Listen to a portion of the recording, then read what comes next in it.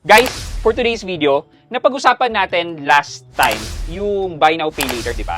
Yung tipong sino ba yung best na buy now pay later and ano ba yung mga ino-offer nila. Today, marami kasi ako nakita sa Reddit na post na namomroblema dito sa mga buy now pay later na diniscuss natin. Bakit ba namomroblema? Because hindi siya nabayaran in full by their due date. So, ano nga ba ang epekto kapag hindi mo nabayaran in full ang mga buy now pay laters mo? Well, yan ang pag-uusapan natin today. So, samahan niyo ako, sit back, and let's discuss coming right up.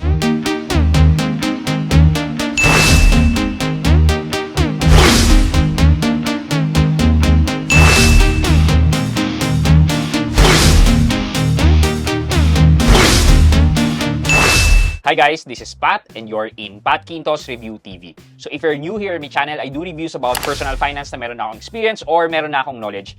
Naginawa ko yan ng videos and playlists na makikita nyo dito sa taas, at kung bago ka dito sa channel ko, you may want to consider subscribing to my channel. Okay, so guys, kung hindi nyo pa napapanood ang video ko na yun, gumawa tayo ng compilation about buy now pay later na nag-offer ng 0% interest, di ba? And makikita nyo yan dito sa review na yan. So, sabi ko nga, sa Reddit, ang daming nagpo-post na nagkakaroon ng problema, sinasabi nila ng harassment, so on and so forth, dito sa mga buy now pay laters na to. Sino ba sila? Diyan si Salmon, si Atome, nandiyan rin si Bilis, etc. etc. Doon masasabi ko naman na meron lang namumuro sa kanila. And isa na nga dyan si Atomic Credit. Well, kung titingnan nyo naman, maganda naman talaga ang ino-offer nila, di ba? 0% interest. Tapos ang pagbabayad mo is up to 40 days. So meron kang 30 days na billing cycle plus 10 days. And kung pinag-aralan mo mabuti yung billing period mo, is pwede mo siyang i-maximize ng up to 40 days.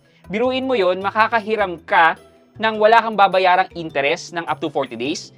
And yung iba, katulad ni Salmon, na up to 62 days, 60 to 62 days, di ba? Para ka nang nanghihiram sa mga online lending apps natin, yung mga cash loan na online lending apps nung wala kang binabayarang interest. So, yun pa lang isipin nyo yung benefit na nakukuha natin dito sa mga buy now pay laters na nag-o-offer ng 0%.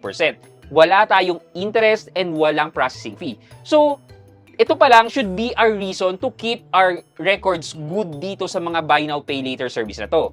Pero, ano nga ba ang mangyayari sa inyo kung hindi nyo nabayaran in full ang pagkakautang nyo sa mga buy now pay later service? So ito yung mga nilista kong mga pwedeng mangyari sa inyo if hindi nyo nabayaran in full ang mga buy now pay later service nyo. Unang-una sa lahat, syempre, hindi nyo mararanasan yung 0% interest na yan. Magbabayad na kayo ng interest na nakalagay doon sa loan contracts nyo or sa loan agreement nyo or sa terms and condition nyo kapag hindi nyo nabayaran in full. And mind you guys, napakasakit ng interest ng mga to.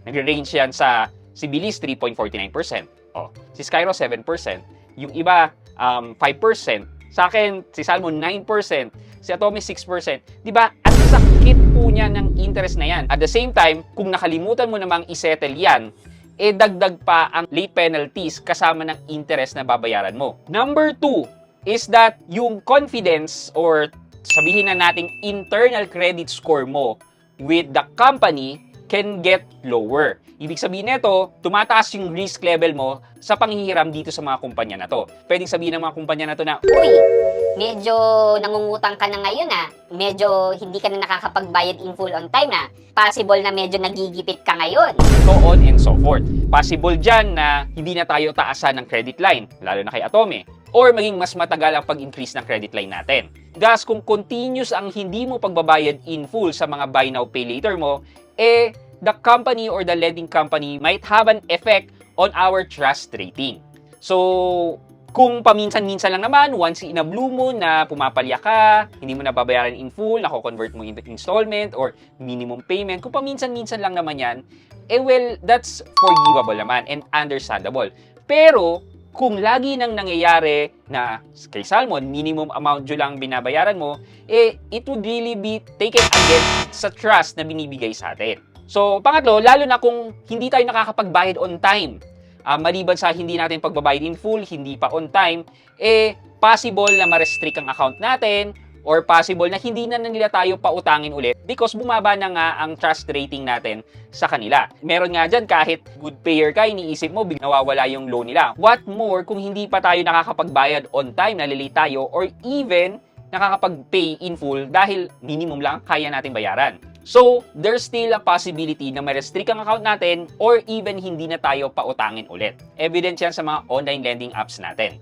Next is, medyo minor lang naman to, it could be a start of a financial concern. So dahil nga hindi mo na kayang bayaran in full, medyo nagbabudget ka na sa pera mo, at the same time, mas mataas pa ang babayaran mo because of the interest and even late penalties. Thus, yung additional expense na yan, dadagdag pa sa budget mo yan, hindi ka nga nakapagbayad in full tapos madadagdagan ka pa ng bayarin.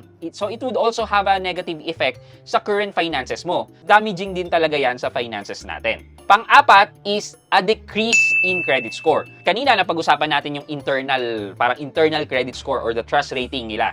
But now we're talking about credit score. Because not paying your dues on time or even not paying in full can have an effect on your credit score. Kasi dahil hindi mo nabayaran in full, yung naging credit utilization mo is still mataas. Thus, pagdating sa credit score mo, it may have a negative effect on your credit score. Kasi 'di ba, ang usual na rule sa credit utilization is that you need to maintain a maximum of 30% credit utilization. So, kunyari meron akong 100,000 na credit line, up to 30,000 lang dapat yung pwede kong hiramin para masabi na healthy ang aking credit score. Pag lumagpas na doon, dahil nga hindi ka nakapagbayad in full, it could have a negative effect. Pwedeng bumaba ang inyong credit score. Last but not the least, is syempre, yung kinaiinisan ng lahat. Yung tawag ng tawag, yung message ng message, etc. etc. Sinasabi nila na it's a form of harassment. But we have to qualify that. Ano ba ang ibig sabihin ng harassment? Meron akong nabasa na tawag daw ng tawag maraming beses, like hyperbole siguro na 100 calls per day ang natatanggap niya. Mga ganong klase. Na tipong nakausap na niya, tapos may tatawag ulit. Yun daw, nahaharas na daw siya. But is it considered as a form of harassment? Well, basing from the SEC's memo about unfair collection practice, hindi naman listed yung number of calls, yung frequency ng calls, kahit within a day, sa unfair collection practice. Oo, nakakairita, nakakainis. Even ako guys, naiinis ako, mga bangko na po yan hindi pa naman due date, tatawag na to remind. Oo, nakakainis po talaga yun. Pero hindi po siya considered as harassment. The lending company or the bank practicing their legal right to collect. Nakalagay naman po yan sa mga terms and conditions natin na pwede silang tumawag in advance to remind us. So, it's part of pinag-agrihan natin So, wala tayong magagawa. So, we just have to deal with that. Pero, kung ang tumawag sa inyo ay mga 10:01 PM ng gabi or 5:30 AM ng umaga, yun po ay we consider that as harassment. Because based on the unfair collection practice principle, bawal po tumawag na sa atin from 10:01 PM ng gabi hanggang 5:59 AM ng umaga. So we have to distinguish that harassment na tinatawag. Pero kung tawag lang ng tawag, yun, we have to deal with that kasi yun yung consequence ng action natin. Kaya, I urge everyone na maganda po ang buy now, pay later natin. Yan po si Atome, 0%, 40 days. Pwede mong gamitin through card, through QR, di ba? Ang dami nating paggagamitan yan. And si Atome, lagi nag-i-increase ang credit line natin or regular credit line increase natin. Kay Salmon po, up to 60 days na palugit, di ba? Wala pong iba na kaya mag-provide niyan na buy now, pay later ngayon. Si Lavit Card, pasimula pa lang, pero okay naman din po ang feedback dyan, lalo na kapag ginagamit mo yung card nila. And we have a review that coming soon po dahil nag-release nga po ng card si Lavit Card. And then si Skyro, magaganda po silang lahat. Isipin nyo na lang po, yun lang po yung papahiramin po tayo nang walang hinihingi po sa ating additional na interest. That's already an advantage for us para i-manage ang finances natin. So guys, please, I really urge you na kung manghihiram po kayo dito sa mga 0% buy now, pay later na to, is bago kayo humiram, alam nyo po kung saan nyo kukunin yung pambayad nyo para siguraduhin na mabayaran nyo in full. Sayang naman po kung masira ang record natin sa kanila na maganda naman talaga ang binibigay nilang benefit sa atin.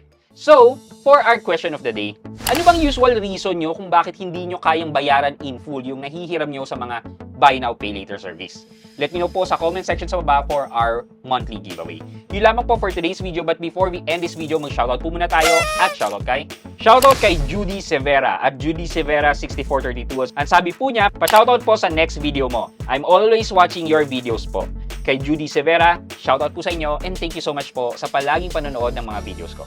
Thank you so much. I hope you can like this video, leave a thumbs up, and if not, wala nang problema dyan, but continue to support me by subscribing to my channel by clicking the subscribe button and also the bell button sabing subscribe para makareceive ka ng latest notification sa lahat ng upload ko. Again guys, this is Pat Quinto and you're in Pat Quinto's Review TV. Bye-bye!